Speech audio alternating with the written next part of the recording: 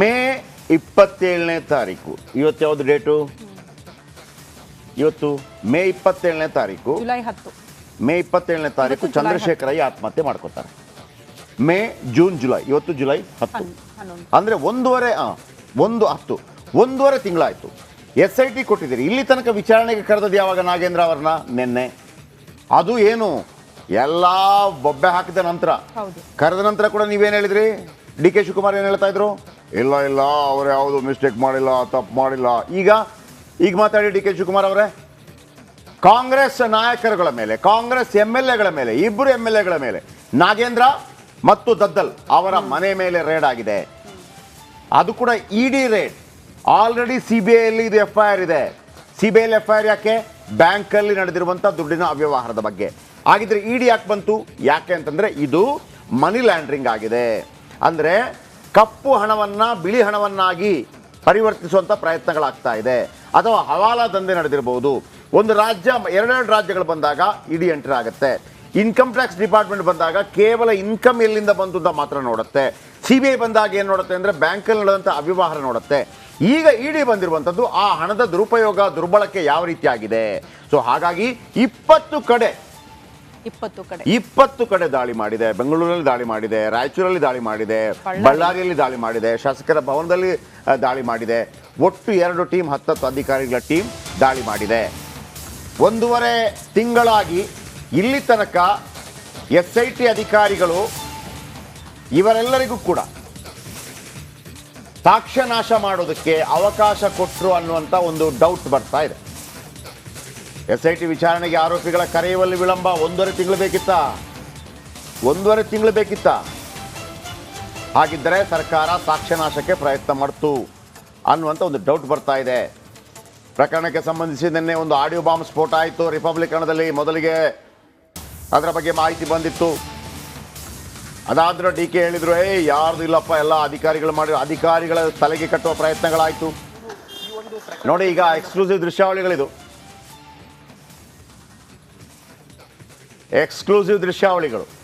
Dollars ಕಾಲೋನಿಯಲ್ಲಿರೋ P Nagendra ಅವರ ನಿವಾಸ. ಡಾಲರ್ಸ್ ಎಷ್ಟು ಮನೆ ಇದೆ ಇವರಿಗೆಲ್ಲ? ಹೌದು, ಡಾಲರ್ಸ್ ಕಾಲೋನಿ ನಿವಾಸ, ಡಾಲರ್ಸ್ ಕಾಲೋನಿಯಲ್ಲಿರುವಂಥ ಮನೆ. ಅಲ್ಲಿಗೆ ಬಂದಿದ್ದಾರೆ. ಅಲ್ಲಿಗೆ ಬಂದಿರುವಂಥ ಅಧಿಕಾರಿಗಳು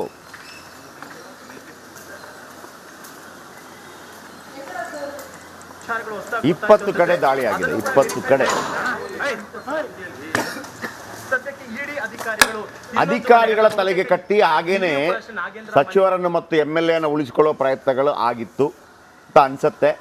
ಯಾಕಂದ್ರೆ 1.5 ತಿಂಗಳು ಬೇಕಿತ್ತು ಇವರನ್ನ ಕರೆದು ವಿಚಾರಣೆ ಮಾಡಲಿಕ್ಕೆ. ರಾಜೀನಾಮೆ ಪಡ್ಕೊಂಡಿದ್ರೆ ನಿಜ. ಈಗ ಇದು ದೊಡ್ಡ ಮಟ್ಟದಲ್ಲಿ ನೆಕ್ಸ್ಟ್ ಸೆಷನ್ ಶುರು ಆಗುತ್ತೆ. ಸೆಷನಲ್ಲಿ ಇದು ದೊಡ್ಡ ಚರ್ಚೆ ಆಗುತ್ತೆ.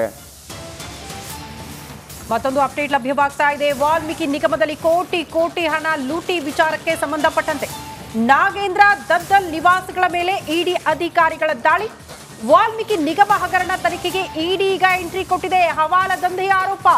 ಮಾಜಿ ಸಚಿವ ನಾಗೇಂದ್ರ ದದ್ದಲ್ಗೆ ED ಶಾಕ್ ಎದುರಾಗಿದೆ. ಬೆಂಗಳೂರು, ಬಳ್ಳಾರಿ, ರಾಯಚೂರು ಸೇರಿ ಬರೋಬ್ಬರಿ 20 ಕಡೆ ಶಾಸಕರ ಭವನ, ವಾಲ್ಮೀಕಿ ನಿಗಮದಲ್ಲಿ ಕೋಟಿ ಲೂಟಿ ವಿಚಾರಕ್ಕೆ ಸಂಬಂಧಪಟ್ಟಂತೆ ED ಎಂಟ್ರಿ ಆಗಿರೋದೇ ದೊಡ್ಡ ಮಟ್ಟದ ಕುತೂಹಲಕ್ಕೆ ಕಾರಣ ಆಗಿರೋದು. ಇವತ್ತು ಮೇಜರ್ ಬೆಳವಣಿಗೆಗಳು ಈ ಪ್ರಕರಣಕ್ಕೆ ಸಂಬಂಧಪಟ್ಟಂತೆ ಆಗುತ್ತೆ. ಒಂದ್ ಕಡೆ ಯೂನಿಯನ್ ಬ್ಯಾಂಕ್ ಅಧಿಕಾರಿಗಳು ಹೇಳ್ತಾರೆ, SIT ಬೇಡ, CBI ತನಿಖೆ ಆಗಬೇಕು, ಆದಷ್ಟು ತ್ವರಿತ ಗತಿಯಲ್ಲಿ ಈ ಪ್ರಕರಣ ಸುಖಾಂತ್ಯ ಕಾಣಬೇಕು, ಸುಮ್ಮನೆ ಡ್ರಾಗ್ ಮಾಡೋದು ಬೇಡ ಅಂತ. SIT, CBI ಆಯ್ತು, ಈಗ ED ಎಂಟ್ರಿ ಆಗಿರೋದು ಈ ಪ್ರಕರಣಕ್ಕೆ ಸಂಬಂಧಪಟ್ಟಂತೆ. ಹಾಗಾಗಿ ಬಿ ನಾಗೇಂದ್ರ ಅವರಿಗೆ ಟೆನ್ಷನ್, ದದ್ದಲ್ ಅವ್ರಿಗೂ ಟೆನ್ಷನ್. DCM DK ಶಿವಕುಮಾರ್ ಅವರ ಒಂದು ಹೇಳಿಕೆ, ಈ ಪ್ರಕರಣದಲ್ಲಿ ನಮ್ಮ ಸಚಿವರದ್ದು ಅಂದ್ರೆ ಬಿ ನಾಗೇಂದ್ರ ಅವ್ರದ್ದು, ಶಾಸಕ ದದ್ದಲ್ ಅವರ ಪಾತ್ರ ಏನೂ ಇಲ್ಲ, ಅಧಿಕಾರಿಗಳೇ ಮಾಡಿರುವಂತ ಅವ್ಯವಹಾರ ಇದು ಅಂತ. ಬಟ್ ನಿನ್ನೆ ಒಂದು ಪ್ರಶ್ನೆ ಬಂದಿದ್ದು, ವಿಡಿಯೋ ರಿಲೀಸ್ ಆಗುತ್ತೆ, ವಿಡಿಯೋ ಲಭ್ಯ ಆಗಿತ್ತು ಎಕ್ಸ್ಕ್ಲೂಸಿವ್ ಆಗಿ ರಿಪಬ್ಲಿಕ್ ಆಗಿ. ಬಟ್ ಒಂದು ಪ್ರಶ್ನೆ, ಈಗ ಈ ಅಕ್ರಮ ಎಸಗಿರುವಂತ 11 ಜನ ಅಧಿಕಾರಿಗಳು SIT ವಶದಲ್ಲಿದ್ದಾರೆ. ಈ ಸಂದರ್ಭದಲ್ಲಿ ಅವ್ರ ಯಾರ್ದೋ ಮೊಬೈಲ್ ಅಲ್ಲಿ ಇದ್ದಂತಹ ಒಂದು ವಿಡಿಯೋ ದಿಢೀರ್ ಅಂತ ರಿಲೀಸ್ ಆಗುತ್ತೆ. ಹೇಗ್ ಸಾಧ್ಯ? ಈ ಪ್ರಶ್ನೆ ಬಂತು. ಅದಾದ ಬಳಿಕ DCM DK ಶಿವಕುಮಾರ್ ಅವರ ರಿಯಾಕ್ಷನ್ ಕೂಡ ಬಂದಿತ್ತು ನಿನ್ನೆ. ಬಟ್ ಈಗ ಮತ್ತೊಂದು ಅಪ್ಡೇಟ್ ಲಭ್ಯವಾಗ್ತಾ ಇದೆ. ED ಇಕ್ಕಳದಲ್ಲಿ ಸಿಲುಕಾಕಿಕೊಂಡಿದ್ದಾರೆ ಮಾಜಿ ಸಚಿವ ನಾಗೇಂದ್ರ. ಡಾಲರ್ಸ್ ಕಾಲೋನಿ ಮನೆಯಲ್ಲಿ ED ಅಧಿಕಾರಿಗಳು ಸಂಪೂರ್ಣವಾಗಿ ತಲಾಶ್ ಮಾಡ್ತಿದ್ದಾರೆ. ಮಾಜಿ ಸಚಿವರ ಸಮ್ಮುಖದಲ್ಲಿ ಅಧಿಕಾರಿಗಳ ಪರಿಶೀಲನೆ ಆಗ್ತಾ ಇದೆ. ಪರಿಶೀಲನೆ ಮುಗಿಯೋ ತನಕ ಕೂಡ ಎಲ್ಲೂ ಹೋಗೋ ಹಾಗಿಲ್ಲ. ಬಿ ನಾಗೇಂದ್ರ ಅವರು ಆಲ್ರೆಡಿ ಅಧಿಕಾರಿಗಳ ಸೂಚನೆ ಹೋಗಿದೆ. ಮುಂಜಾನೆ 7:05 ನಾಗೇಂದ್ರ ಅವರ ನಿವಾಸಕ್ಕೆ ಇಡಿ ಅಧಿಕಾರಿಗಳ ಎಂಟ್ರಿ ಆಯಿತು. ಮೋಸ್ಟ್ಲಿ ಬಿ ನಾಗೇಂದ್ರ ಅವರ ರಿಯಾಕ್ಷನ್ ಹೇಗಿತ್ತು ಆಗ ಅನ್ನೋದು ಪ್ರಶ್ನೆ. ಶಾಕಿಗೊಳಗಾದ್ರು ಅಂತ ಅನ್ಸುತ್ತೆ ಇಡಿ ಅಧಿಕಾರಿಗಳು ಬಂದಂತ ಸಂದರ್ಭದಲ್ಲಿ.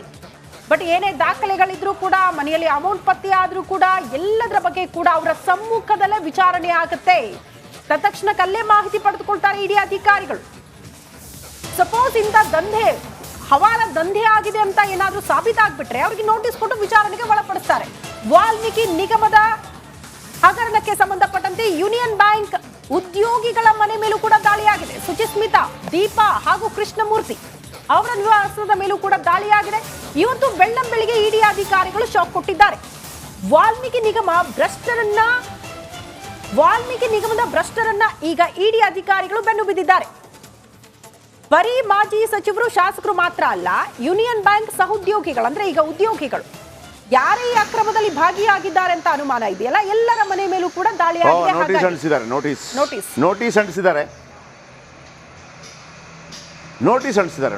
ನೋಟಿಸ್ ಅಂಟಿಸಿ ಐ ಥಿಂಕ್ ಇಲ್ಲ ನೋಡಿ, ಲಾಕ್ ನೋಡಿ, ಆ ಬೀಗ ಹಾಕಿದ್ದಾರೆ ನೋಡಿ.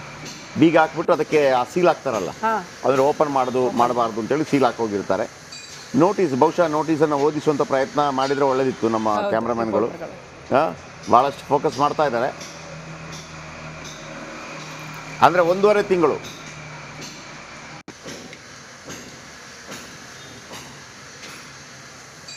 ಓಕೆ, ನಾಗರಾಜ್ ಮತ್ತು ಬಸವರಾಜ್. ನಾಗರಾಜ್ ಡಾಲರ್ಸ್ ಕಾಲೋನಿಯಲ್ಲಿದ್ದಾರೆ, ಬಸವರಾಜ್ ಶಾಸಕರ ಭವನದಲ್ಲಿದ್ದಾರೆ. ನಾಗರಾಜ್ಗೆ ಮೊದಲು ಹೋಗ್ತೀನಿ. ನಾಗರಾಜ್ ಡಾಲರ್ಸ್ ಕಾಲೋನಿಯಲ್ಲಿ ಇದ್ದೀರಿ, ಅಲ್ಲೇನು ಕಂಡು ಬರ್ತಾ ಇದೆ? ಅಲ್ಲಿ ನನಗೆ ಕ್ಯಾಮರಾಮನ್ಗೆ ಹೇಳ್ಬಿಟ್ಟು ಅಲ್ಲಿಯ ಇಡೀ ಚಿತ್ರಣವನ್ನು ತೋರಿಸ್ಬೇಕು ನಮಗೆ, ನಮ್ಮ ವೀಕ್ಷಕರಿಗೆ ಏನೆಲ್ಲ ಆಗ್ತಿದೆ ಅಂತೇಳಿ. ಗಾಡಿ, ಅಧಿಕಾರಿಗಳು, ಜನ ಎಲ್ಲ.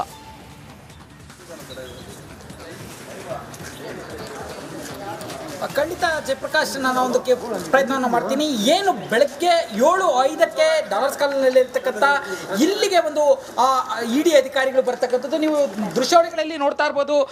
ಏನು ಇಲ್ಲಿ ಒಂದು ಕಾರ್ ನಿಂತಿದೆ, ಕಾರ್ನಲ್ಲಿ ಇನೋವಾ ಕಾರ್ ನಿಂತಿದೆ. ಇನೋವಾ ಕಾರ್ನಲ್ಲಿ ಬರ್ತಾರೆ. ಇನೋವಾ ಕಾರ್ ನೀವು ಗಮನಿಸ್ತಾ ಇರ್ಬೋದು. ಇದರಲ್ಲಿ ಸುಮಾರು 4 ಅಧಿಕಾರಿಗಳು ಇಲ್ಲಿಗೆ ಬರುವಂಥದ್ದು. 4 ಅಧಿಕಾರಿಗಳು ಇಲ್ಲಿಗೆ ಬಂದರೆ ಇಲ್ಲಿಂದ ದೃಶ್ಯಾವಳಿಗಳಲ್ಲಿ ಪ್ಯಾನ್ ಮಾಡಲಿಕ್ಕೆ ತೋರಿಸ್ತೀನಿ. ಇಲ್ಲಿಂದ 100 ಮೀಟರ್ ಅಂತರದಲ್ಲಿ ಮೊದಲ ಮನೆ ಸಿಗುತ್ತೆ, ನಾಗೇಂದ್ರ ಅವರಿಗೆ ಸೇರಿರುವಂಥದ್ದು. ಈ ಒಂದು ಮನೆಗಳಿಗೆ ಬಂದಾಗ ನಾಗೇಂದ್ರ ಅಲ್ಲಿಲ್ಲ ಅನ್ನೋ ಒಂದು ಮಾಹಿತಿ ಇಡಿ ಅಧಿಕಾರಿಗಳಿಗೆ ಗೊತ್ತಾಗುತ್ತೆ. ಅಲ್ಲಿ ಅವರ ಒಬ್ಬ ಸಹಾಯಕ ಏನಿರ್ತಾನೆ, ಆ ಸಹಾಯಕನನ್ನು ಕರೆದುಕೊಂಡು ನೇರವಾಗಿ ಇಡಿ ಅಧಿಕಾರಿಗಳು ಬರುವಂಥದ್ದು. ಇಲ್ಲಿ ಏನು ಹಿಂದ್ಗಡೆ ಇಲ್ಲೇ ಇದೆ, ಈ ಒಂದು ಅಪಾರ್ಟ್ಮೆಂಟ್ ಬಳಿ ಬರ್ತಾರೆ. ಈ ಒಂದು ಅಪಾರ್ಟ್ಮೆಂಟ್ನಲ್ಲಿ ನಾಗೇಂದ್ರ ಇದ್ದಾರೆ ಅನ್ನೋ ಮಾಹಿತಿಯನ್ನು ಇಡಿ ಅಧಿಕಾರಿಗಳಿಗೆ ಸಿಗುವಂಥದ್ದು. ಜೊತೆಗೆ ಅದೇ ಆಪ್ತ ಸಹಾಯಕ ಏನಿದ್ದ ಆತನನ್ನು ಕರೆದುಕೊಂಡು ಹೋಗಿ ನಾಗೇಂದ್ರ ಅವರನ್ನು ಎಬ್ಬಿಸಿ ನಡಿ ಅಂತೇಳಿ ಕರೆದುಕೊಂಡು ಹೋಗ್ತಾರೆ. ಹೋಗಿ ಡೋರ್ ನಾಕ್ ಮಾಡಿದಾಗ ಸುಮಾರು 10 ನಿಮಿಷಗಳ ಕಾಲ ನಾಗೇಂದ್ರ ಅವರು ಬಾಗಿಲು ತೆಗೆಯೋದಿಲ್ಲ. ಅವರು ಇನ್ನೂ ನಿದ್ರೆಯಲ್ಲೇ ಇರ್ತಾರೆ ಅನ್ನೋದು ಗೊತ್ತಾಗ್ತಾ ಇರ್ತಕ್ಕಂಥ ವಿಚಾರ. ಆದರೆ 10 ನಿಮಿಷಗಳ ಬಳಿಕ ಮತ್ತೆ ಡೋರನ್ನು ತೆಗೆದಾಗ ನಾಗೇಂದ್ರಗೆ ಶಾಕ್ ಆಗುತ್ತೆ. ಇಡಿ ಅಧಿಕಾರಿಗಳು ಕೋರ್ಟ್ನಿಂದ ತೆಗೆದುಕೊಂಡಿರ್ತಕ್ಕಂಥ ಅನುಮತಿ ಪತ್ರವನ್ನು ಹಿಡ್ಕೊಂಡು, ವಾರೆಂಟ್ ಏನಿರುತ್ತೆ ಅದನ್ನು ಹಿಡ್ಕೊಂಡು ಕಾಯ್ತಾ ಇರುವಂಥದ್ದು. ಈಗ ಇಲ್ಲಿ 2 ಮನೆಗಳಲ್ಲಿ ಪರಿಶೀಲನೆಯನ್ನು ನಡೀತಾ ಇರ್ತಕ್ಕಂಥದ್ದು. ಒಳಗಡೆ ಯಾರಿಗೂ ಸಹ ಹೋಗೋದಕ್ಕೆ ಅವಕಾಶವನ್ನು ಕೊಡ್ತಾ ಇಲ್ಲ. ಎಲ್ಲ ಮೊಬೈಲ್ಗಳನ್ನು ಇಡಿ ಅಧಿಕಾರಿಗಳು ತಮ್ಮ ವಶಕ್ಕೆ ಪಡೆದುಕೊಂಡಿರ್ತಕ್ಕಂಥದ್ದು.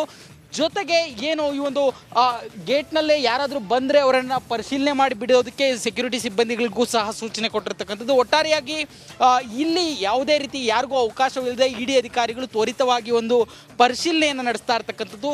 ಇಲ್ಲಿ ಪ್ರಮುಖವಾಗಿ ನಾಗೇಂದ್ರ ಅವರಿಗೆ ಸಂಬಂಧಿಸಿದಂತೆ ಸಾಕಷ್ಟು ಆರೋಪಗಳಿದ್ವು. ಅದರಲ್ಲಿ ಪ್ರಮುಖವಾಗಿ ಮೊದಲನೇದಾಗಿ ಏನು ಡೆತ್ ನೋಟ್ನಲ್ಲಿ ಇವರ ಹೆಸರು ಉಲ್ಲೇಖ ಆಗಿರುತ್ತೆ. ನಂತರ ನಿನ್ನೆ ಒಂದು ರಿಪಬ್ಲಿಕ್ ಕನ್ನಡ ಎಕ್ಸ್ಕ್ಲೂಸಿವ್ ಆಗಿ ಬ್ರೇಕ್ ಮಾಡಿದಂಥ ವಿಡಿಯೋದಲ್ಲಿ ಸಚಿವರೊಬ್ಬರಿಂದ ಒಂದು ಪ್ರೆಷರ್ ಇದೆ ಅನ್ನೋ ಮಾತುಗಳು ಕೇಳಿ ಬಂದಿರ್ತವೆ.